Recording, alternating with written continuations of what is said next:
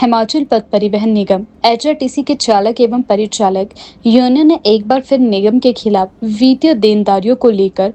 आवाज बुलंद करी। शिमला में आयोजित पत्रकार वार्ता के दौरान यूनियन अध्यक्ष मान सिंह ने कहा कि कर्मचारियों को समय पर वेतन भत्ते और पेंशन जैसी सुविधाएं न मिलना अत्यंत चिंता का विषय है। मान सिंह ने बताया कि यूनियन लंबे समय से निगम प्रबंधन और सरकार से मांग कर रही है कि चालकों और परिचालकों को उनकी वित्तीय देनदारियों का शीघ्र निपटारा किया जाए, लेकिन अब तक कोई ठोस कार्यवाही नहीं हुई है। उन्होंने कहा कि निगम के कर्मचारी कठिन परिस्थितियों में भी सेवा देते हैं, लेकिन इसके बावजूद उन्हें समय पर इसका हक नहीं मिल रहा है। उन्होंने सरकार से मांग की है कि कर्मचारियों के बकाया वेतन, मेडिकल बिलों और सेवानिवृत्त कर्मचारियों की पेंशन आदि को लेकर जल्द से जल्द निपटारा किया जाए। यूनियन ने चेतावनी दी है कि यदि जल्द समाधान नहीं हुआ तो कर्मचारी विरोध प्रदर्शन करने के लिए बाध्य होंगे। आज की प्रेस वार्ता करने का हमारा मेन मकसद जो है,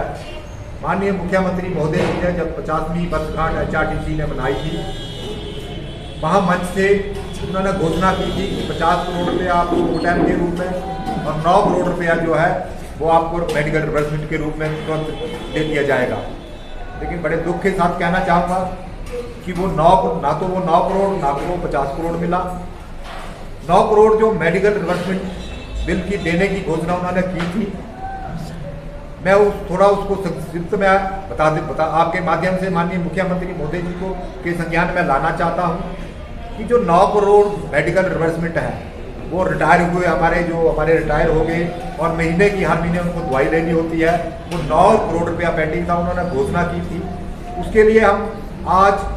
माननीय मुख्यमंत्री महोदय जी से और माननीय उप मुख्यमंत्री महोदय जी से ये मांग करते हैं कि उस 9 करोड़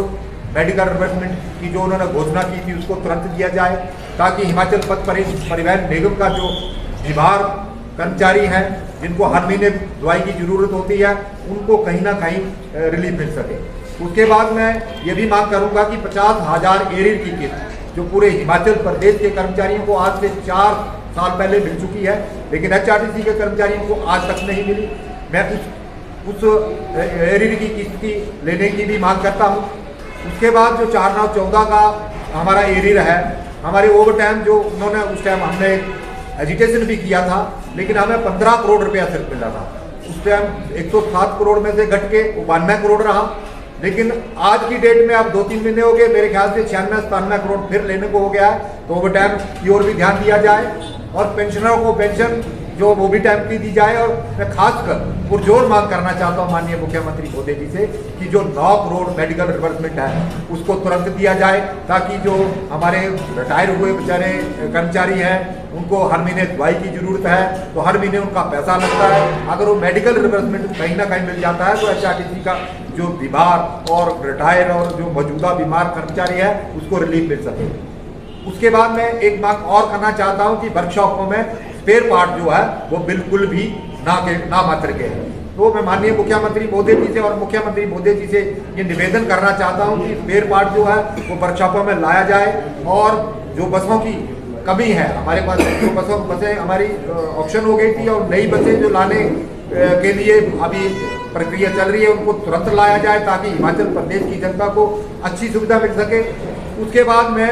माननीय मुख्यमंत्री महोदय जी के संज्ञान में एक बात और लाना चाहूँगा कि जो ड्राइवर भर्ती थी उसको भर्ती को रोका गया था।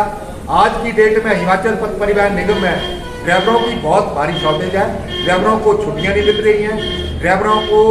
इतना भारी बोझ